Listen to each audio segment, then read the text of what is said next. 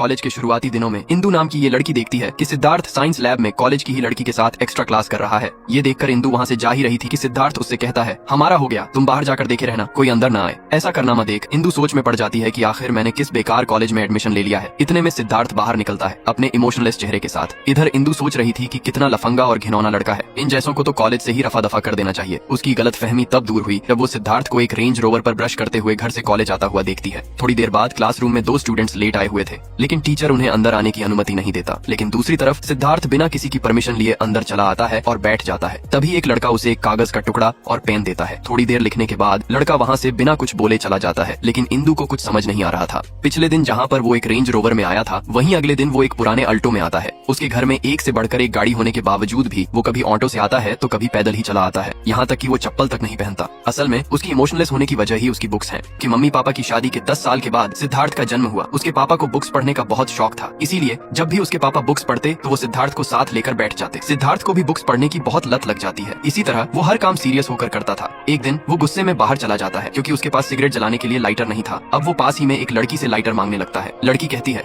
तुम जैसे लफंगों के लिए मेरे पास कुछ भी नहीं है, भला मेरे पास लाइटर कहाँ से आया? तभी सिद्धार्थ कहता है, गुब्बारा तो तुम्हारे पास जरूर होगा। ये सुनकर लड़की सिद्धार्थ पर भड़क जाती है। इतने में सिद्धार्थ उसके बैग को चेक करता है तो उसमें सच में कम होता है। तुमसे कोई तमीज से बात करे तो इज्जत से बात करना। इतना कहकर सिद्धार्थ वहाँ से जाकर स्कूल के बच्चों से लाइटर मांगने लगता है। लेकिन बच्चे उससे कहते हैं, भैया हमें तो टिफिन में मैगी के लिए भी मम्मी से भीख मांगनी पड़ती है, हम पर लाइटर भला कहाँ से आया? इतने में वो पास ही में खड़ी एक औरत से कुछ बोलता कि इतने में वो खुद ही बोल पड़ती है, मेरे पास ना तो लाइटर है और ना ही कोई गुब्बारा। इतने में एक लड़की आकर लाइटर से उसकी सिगरेट जला देती। ये और कोई नहीं बल्कि सिद्धार्थ की कजन सिस्टर है। तो सिद्धार्थ ने पहली बार अपनी कजन सिस्टर राधा के साथ ही प्रैक्टिकल किया था। आखिर उस दिन हुआ कुछ ऐसा कि सिद्धार्थ के घर पर उसके मम्मी पापा मौजूद नहीं थे और वो कामसूत्र की किताब पढ़ ही रहा था कि उसके अंदर कुछ अलग महसूस हुआ। तो उसने राधा को बुलाकर कहा, Can you help me physically? ये सुनकर राधा ने कहा, सिद्धार्थ मुझे तुमसे ये उम्मीद बिल्कुल नहीं थी। तभी सिद्धार्थ उसे बड़े ही प्यार से समझाता है, इससे कोई प्रॉब्लम नहीं होती है, बल्कि मन की शांति और मेंटल प्रॉब्लम का हल, और फिजिकल होना कोई बुरी बात नहीं है। इतना सुनते ही राधा का मन मचल जाता है और वो प्रैक्टिकल के लिए रेडी हो जाती है। अब आ जाते हैं हम कॉलेज के मुद्दे पर। जब सिद्धार्थ एक औरत के साथ फिजिकल करने के बाद जैसे ही बाहर आता है तो इंदु उसे बहुत खरी खोटी सुनाने लगती है और कहती है, तुम कितने नीच इंसान हो। लेकिन सिद्धार्थ इंदु की बात को ऐसे इग्नोर कर रहा था मानो एक कान से सुनी और दूसरे से निकाल दी।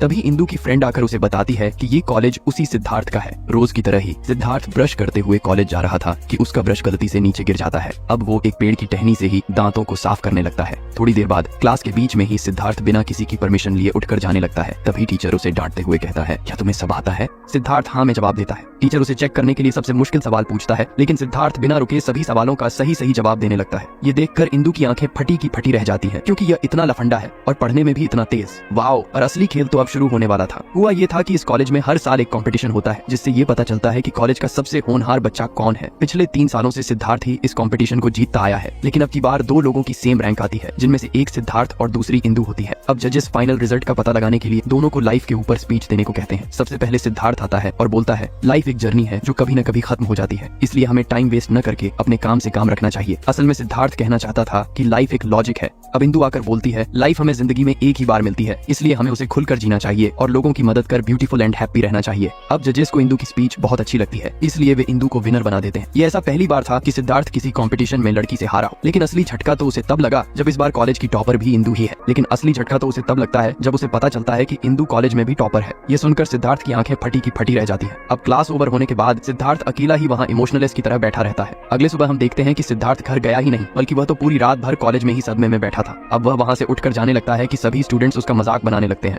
तभी सिद्धार्थ गुस्से से इंदु से बोलता है, इतना खुश मत हो तुम, ये पहली बार ही जीती हो, पहली बार तो कोई भी तुक्का ले लेता है। इंदु बोलती है, एक बार जीती हूँ तभी खुश हूँ, तुम्हारी तरह जिंदा लाश तो नहीं हूँ। ये बात सिद्धार्थ के दिल में लग जाती है। अब वह जल्दी से घर आता है और अपनी नौकरानी के साथ कमरे में जाता है कि इतने में उसकी मॉम आ जाती है। सिद्धार्थ अपनी मॉम को देखकर शर्म के मारे पानी पानी हो जाता है और वह अपनी मॉम से नजर भी नहीं मिला पाता। अब वह दौड़कर बाहर आता है और सड़क पर चला जाता है। अब उसे भूख लगने लगती है तो वह इस बार घास फूस नहीं खाता है, बल्कि उसे पता चल जाता है कि खाना हमारे लिए कितना इंपॉर्टेंट है। अब जब रात को उसे नींद आती है तो वह कहीं पर भी चैन से नहीं सो पाता। तभी रात को उसे एक बाबा जी मिलते हैं और वह उससे कहते हैं, अब तक तुमने अपनी जिंदगी को गलत ढंग से जिया है, अब तुम एक नई शुरुआत करो। इतना सुनते ही सिद्धार्थ के अंदर इमोशन